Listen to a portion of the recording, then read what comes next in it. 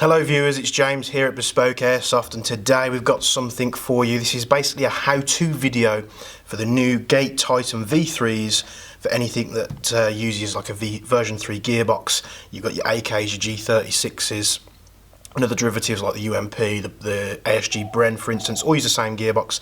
So we're going to go through today how to fit your Gate Titan V3 into your gearbox, because there's not many videos out there showing you how to do so where the V2 has. So what we're going to do, we're going to get this Mosfet out the way.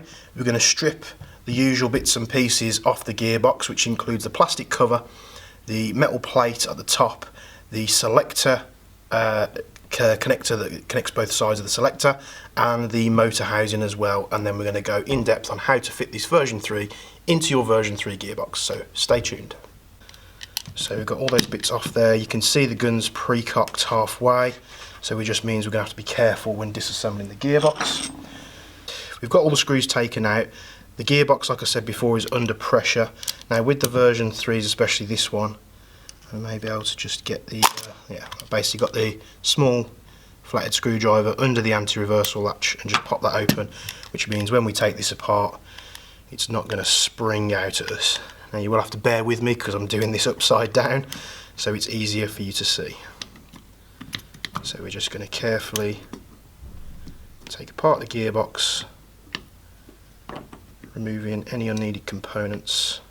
I've got a gear caught up in the bearing there, I'm just going to pop that out.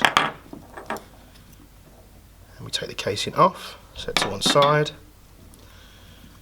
and then we take the rest of the components out. If you are not very confident with fitting these Mosfets, of course you can get in touch with us, or alternatively get in touch with your local shop or tech. What I will say is just make sure that you're using someone that's got a bit of weight behind them, because we are aware that, I mean myself included, started modding these guns before I was in business doing in the airsoft industry. You've just got to be careful who your guns are going to. And what I do like to say is make sure they're insured, just in case anything goes wrong with your gun, you're covered for any shortfall. So I'm just going to carry on removing the rest of these components. So we've got everything removed there. I've removed all the shims and everything, the selector plate, the cut-off lever. I've pretty much got everything out apart from the bearings. Now beforehand, this would be a great opportunity for you to shim your gears. Now this gearbox has already been shimmed well by ourselves, so I know that as long as the shims are kept on the gears there, when everything goes back in, it's going to be just as fine as it was before. So what I'm going to do is I'm going to clean this gearbox and then come back and we're going to start fitting these components. Now like I said before, this gearbox has previously been shimmed and serviced by ourselves, so I'm not going to go too mad. I'm just going to remove most of the excess grease that's on the surface. But obviously the silicone grease and stuff that's in the channels for the piston I'm not too worried about, because I know it's fresh and we know the gearbox is clean. Now Gate do recommend that you clean the gearbox using solvent to remove any grease or grime that's in there. Rubbing alcohol, anything like that's perfectly fine. If you don't have access to that, I recommend you remove the bushings and all your bearings and just run it with some soapy water, but making sure it's absolutely dry before you come back to fitting the components back in. Now there's a fair few components that we have to change on this setup. Now we have to apply 2 stickers. One's to the back of the trigger, which we put a white sticker on the top, and then we actually use like a sticker shim in there, and what that does is it takes any backlash out of the trigger. So you'll see here, once the trigger's installed, I can move it side to side. There's plenty of room there. Between manufacturers this differs. Fitting these Mosfets into the likes of E&L AKs, we found there was more of a play in those compared to like the LCT and the other variants. But make sure you clean this part very well, because the stickers don't like to adhere to this surface, especially if you have got an E&L AK. Make sure this is completely clean and dust free, because the stickers get stuck to the surface dust and then they just fall off. So make sure this part is clean before you continue any further. So what we're going to do is going to get these wires and put them through the channel in the lower casing with the Dean's connector. That'll all go through there like that. Now these wires are quite rigid, so what we found is that pulling them down at more of a 90-degree angle to the Mosfet makes it a lot easier. But you just slide this unit in and press it down like that. Then what I'm going to do, I'm just going to remove the top board very carefully, like that. Now what we found is the LCTs like to accept these boards a lot easier compared to the other brands, especially the ASG brands and like the E&L AKs. They're a bit more feisty when you're putting this board in, so just be careful of the wires and make sure you don't catch any of them. So once that board's in, we're going to have to obviously fix this board to the gearbox using this screw hole here. Now we have the screw from the cut-off lever that we removed, and then in the box with the Titan you're going to receive this little installation kit which has all your bits and pieces. So we're going to pop all that out, and for this first part we're going to need the washers. You've got 0.1mm, 0.2 and 0.3, and it's basically a case of how far this lug may stick up on top of the Mosfet board. What I can feel there is it's very, very flush, so I'm going to take a 0.1mm washer, and I'm going to take our screw, and then I'm going to take our smaller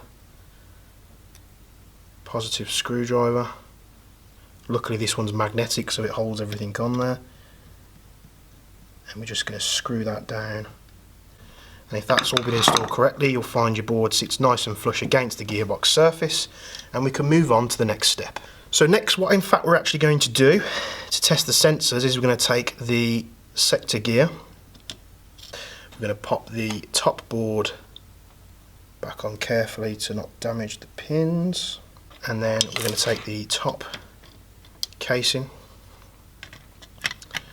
and we're actually going to screw this down. So find our 2mm Allen key, tighten them down as you would when you're fully assembling the gearbox with all the bits in there, and then what you're going to do, you're going to follow your instructions that's included. You're going to take your USB link, you're going to pop this onto your Dean's connector, link it up to your computer with the gate software, and then while that's connected to the gate software, you're just going to click onto sensors, and you're going to move this gear to make sure that it's picked up by the two optical sensors on the board, which you'll see the light blinking when you do. So it's a very difficult thing to film, so we're just going to check that off camera now, come back, and then we're going to get to the next step. So we've checked the sensors, which are absolutely fine. What we did find is the gear just needed spacing a little bit better, as the bottom side of the gear was just touching the Mosfet board slightly. But now we can spin that perfectly fine, it's nice and free, and then what we'll do is we'll check that against the shimming of the rest of the gears to make sure it's still fine. Set to one side, because we're going to have to take all this back apart anyway to fit the rest of the parts. And the next part is the trigger. So like I said before, we want to take out this backlash with the trigger where you've got this bit of space in between. Now to do this, first, like I said before, you want to clean this part, and then you have anti-backlash stickers which come in different thicknesses as well. So what I tend to like to do is I'll start with the biggest, so we've got the 0.5. I'm just going to pop that in there, and then I'm going to pop the trigger in.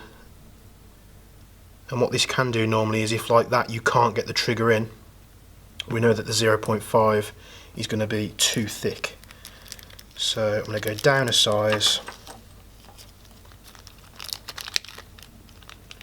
to 0.3, and we have had some instances where we've fitted the 0.3 and it's sort of tidied the trigger up a little bit, but it's still not quite there. And what you can do is put the stickers on top of each other. So I'm going to try 0.3 in here now,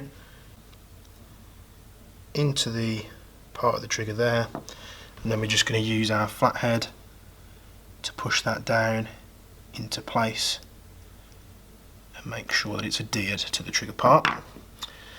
However, we need to try it again once that sticker's off, and you can see we've got a little bit of movement there, and that's due to the the backing of the sticker that we've taken off. So we're actually going to take one of the 0.15mm stickers, pop that in there, because even with these two stickers we're not at the 0.5, we're at 0.45, and we're probably about there. So and then same again, we're going to get our flathead and just push it down, make sure it's seated really well. Put our trigger in, and there you go, trigger slides straight in. There's no side to side movement whatsoever, so that's what you want, a nice fitment with no play, and that's perfect. So what we're going to do now is we're going to place our white sticker on the top of the trigger, which is in this bag, which is trigger stickers. You get 6. Then what you can do, if you've got a clean cloth, is just put some pressure on with the clean cloth. See stickers stuck down like that. So now it's been completed, we can set our trigger to one side and move to the next step. So with the trigger finished, what we're actually going to do is we're going to fit it into the gearbox, and I'm going to start with trigger components. Like I say, this is much harder to do with the gearbox upside down. There we are. So the trigger section's in. We're going to remove the sector gear and put our spur gear underneath, and then we're going to fit our anti-reversal latch. These are all nicely greased up, ready to go in. You don't need to put tons of grease on these gears for them to perform like they should. I'm just going to use a pair of needle nose pliers to turn this and place the bevel gear in. So the gears are fitted. We've got our piston assembly with our tappet plate, which again is all nicely greased up. We've got our spring for our tappet plate to go on, again with the needle nose pliers. Just going to use them to reattach the spring like so, and then after that we're just going to put the trigger board back on, making sure everything lines up like so. Next is our spring and our spring guide.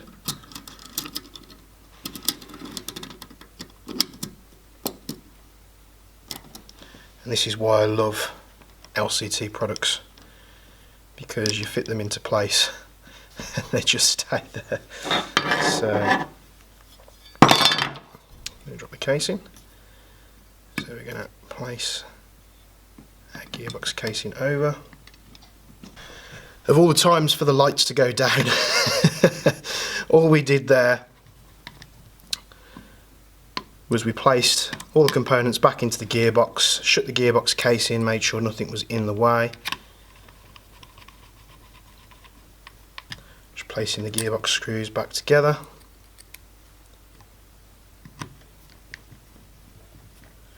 Like so.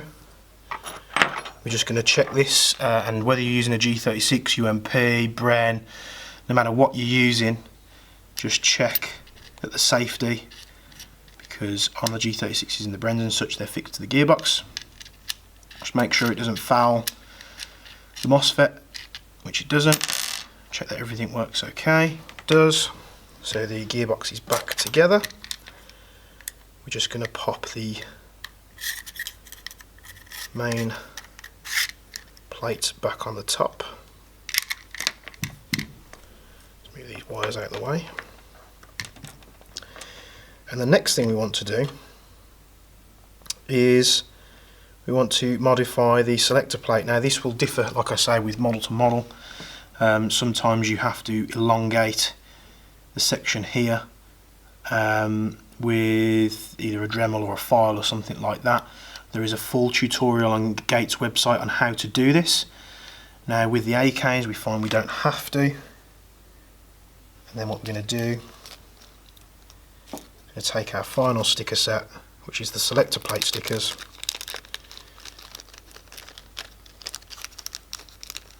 Take one out here, these are quite thick.